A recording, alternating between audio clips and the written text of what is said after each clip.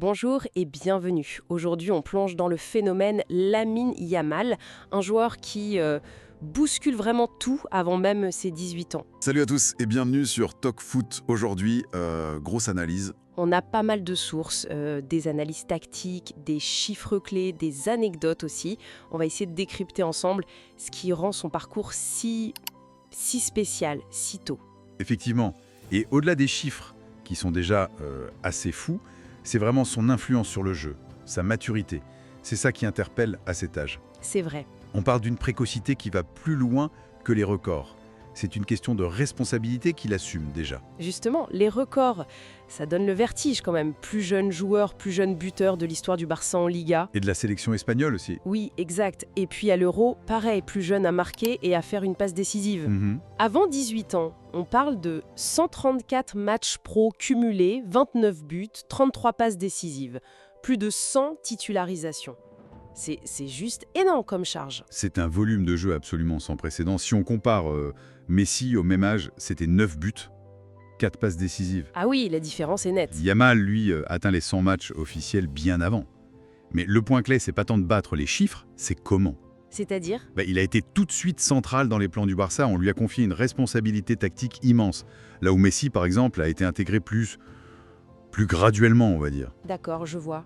Ça montre une confiance énorme dans sa maturité, dans son intelligence de jeu. Un truc que les stats brutes, elles, ne disent pas forcément. C'est vrai. Et être le premier mineur depuis 1955, je crois, avec autant de buts en Liga, ça situe le personnage, quoi. Carrément. Et sur le terrain, son style, c'est fascinant.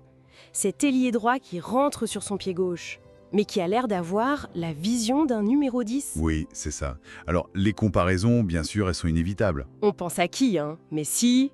Ronaldinho ? On voit des échos, oui. Le ballon qui colle au pied, ça fait penser à Messi, bien sûr. Peut-être un peu l'audace de Ronaldinho dans le dribble. Mais ce qui est vraiment frappant chez lui, je trouve, c'est comment il intègre tout ça dans un cadre tactique très discipliné. Il n'est pas juste un soliste alors. Non, pas du tout. Il comprend le jeu. Il sait quand dribbler, quand jouer simple. Et puis, sa polyvalence. On l'a vu en faux neuf, parfois même un peu plus bas. C'est vrai. Est-ce que disent ses coéquipiers, comme Lewandowski, qui dit « Il voit le jeu avant tout le monde », ça en dit long sur son intelligence, cette intelligence rare. Une intelligence qui se double d'une sacrée audace dans les moments importants. On se souvient de ce coup franc sur la barre au Bernabéu, à 16 ans en plein classico. Ah oui, ce moment-là. Ou son but contre la France à l'Euro.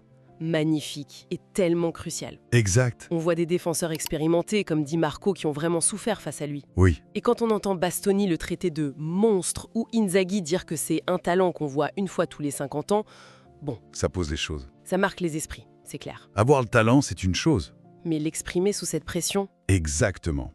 Et ça nous amène à sa force mentale. Parce que rater une action, perdre un ballon, c'est normal. Surtout à 17 ans. Bien sûr. Mais lui, sa particularité, c'est qu'il va redemander le ballon tout de suite après. Il ne se cache pas. C'est impressionnant ça. Cette résilience, peut-être qu'elle vient des rues de Rocafonda, où il a grandi. On sent qu'il ne subit pas la pression, il semble même s'en nourrir un peu. C'est vrai, et cette force mentale, on la retrouve même en dehors du terrain, non ? Il y a cette anecdote amusante des chiens qu'il driblait quand il était petit. Oui, c'est assez révélateur en fait. Ou son attitude simple quand des touristes ne le reconnaissent pas et qu'il dit s'appeler Ryan. Cette humilité. Comment il gère cette notoriété folle tout en gardant les pieds sur terre ? Il coupe les réseaux sociaux parfois, c'est ça, hein ? Oui, il essaie de se protéger. Et c'est là qu'on voit cette maturité émotionnelle dont beaucoup parlent. Xavi disait qu'il avait les épaules pour porter le Barça. C'est une sacrée responsabilité. Énorme. Mais cette capacité à rester calme, à gérer tout l'environnement médiatique, tout en restant connecté à ses racines, comme quand il a rendu hommage à son ancien entraîneur qui est décédé. Oui, c'était un moment fort. C'est sans doute aussi important que ses qualités de footballeur. C'est ce mélange de confiance tranquille et d'humilité qui semble le définir. Et son impact, il dépasse ses propres performances.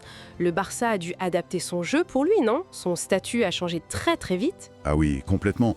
Quand on voit que le club refuse des offres apparemment astronomiques, on parle de 200-250 millions d'euros du PSG ou de City. C'est fou. Ça en dit très long. Le Barça le considère intransférable.